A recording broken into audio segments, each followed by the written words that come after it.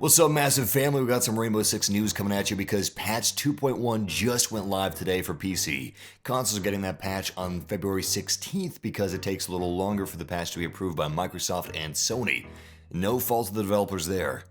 As for the patch itself, it's pretty damn nice. I mean, I'm pleased. I'm sure you guys are going to be pleased. I'm just going to give you the basics, and if you guys want more detailed information on the patch, go ahead and pause the video at any time because I'm going to have the full patch notes listed, but I'm just going to go over the highlights of the patch notes vocally.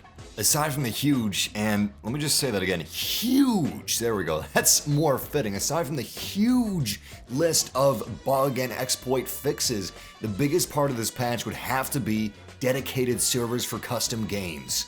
This is fantastic for the eSports aspect of Rainbow Six Siege. And yes, I know, eSports, that's a buzzword, but let's not get into the semantics of what makes a game an eSport and what doesn't. It's clear that the developers would love this to be an esport. I would love that as well. There's a lot of layers to this game. It's a really interesting game to watch. I love seeing strategies in Rainbow Six Siege. Regardless, back to the patch notes. 10-player custom games can now be hosted on dedicated servers, which offers a fair gameplay environment that better suits competition.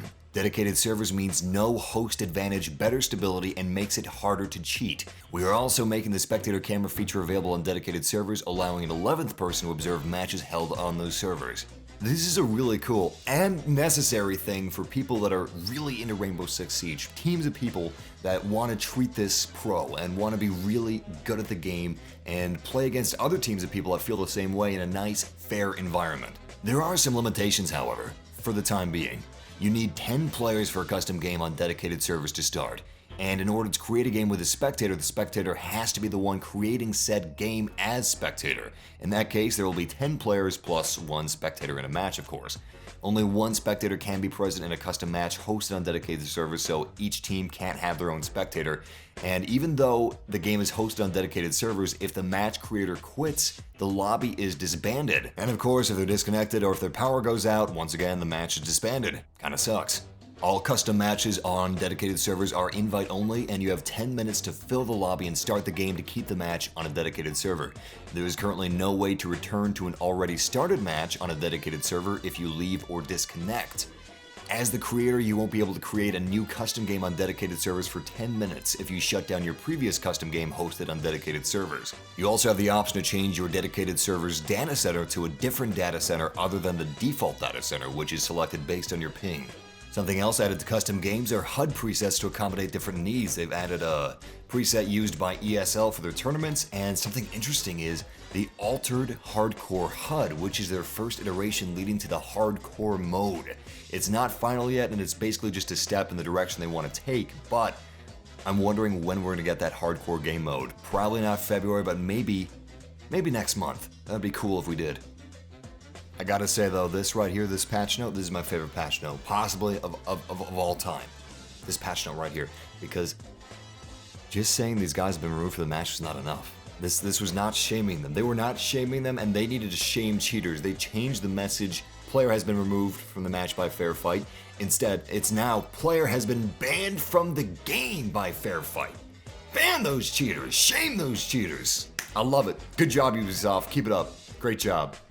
We also got some balance tweaks. They tweaked the PKP's recoil on all platforms in order to make it more controllable. They did the same thing to the AUG, but on PC only. And they've finally tweaked Blitz's head model and hitbox to have the same amount of exposure as other shield-wielding operators and recruits. I knew this was a problem, but I didn't know it was this big of a problem. You're looking at before the update right now, that's how much of Blitz was exposed, and here he is after the update. Now, both pictures were taken about 3 meter distance away, and you can see that the after is a little tilted, so it's not dead on. It's not a dead on comparison, but you can see that his pistol hand is a little closer to the riot shield, and his head is definitely smaller. His shield is definitely taller, and this is the fix that Blitz needed. However, this does beg the question, if his hitbox was too large in his head and they had to reduce the size, it's not just because his head was too tall. No, they changed the size of his head and the height of the riot shield, so it was two different issues. But if they reduce the hitbox on his head by making his head smaller, what are they going to do with operators like Jaeger? Since Jaeger has those big earmuffs on either side of his head, that actually counts towards his hitbox. So he has a bigger headshot hitbox than most operators have. Are they going to reduce the size of his hitbox to exclude the earmuffs? Are they going to make his head literally smaller like they did with Blitz? I don't know. We'll have to see. We have nothing about Jaeger in this patch. Well, nothing about head size, hitbox size anyway. Now on to the real juicy meat of the patch. The stuff that's going to get your jimmies all rustled and excited. At least it did for me. These are main bug fixes and gameplay fixes. Now there's a heck of a lot of these, so I'm just gonna start reading off some of the gameplay fixes. Operators sometimes are displayed in a T-pose, slide around the map, and don't have any textures. Fixed! Thank you for fixing that. I have gotten that way too many times. Headshot hits do not register properly. Fixed! And they're going to keep looking in for additional improvement opportunities on that as well. So they're not done there. They acknowledge that fact. Okay, who's ready for some justice porn? I'm always ready. Some of you guys are going to love these, some of you guys are going to hate these, but these are exploit fixes. Exploit of Kapkan's trap using an invisible laser if specific steps are followed has been fixed. An exploit where Bandit could duplicate the batteries in his inventory by doing a certain behavior has been fixed. And finally, players able to clip inside walls using deployable shields has been fixed. We also have color collision on Frost and Buck, making headshots register as upper body damage being fixed. Glaz being able to take down castles barricades with only 4 shots is fixed as well. That was an annoying one. Switching weapons no longer takes Buck out of skeleton key mode. Apparently that was a glitch. I thought that was intentional.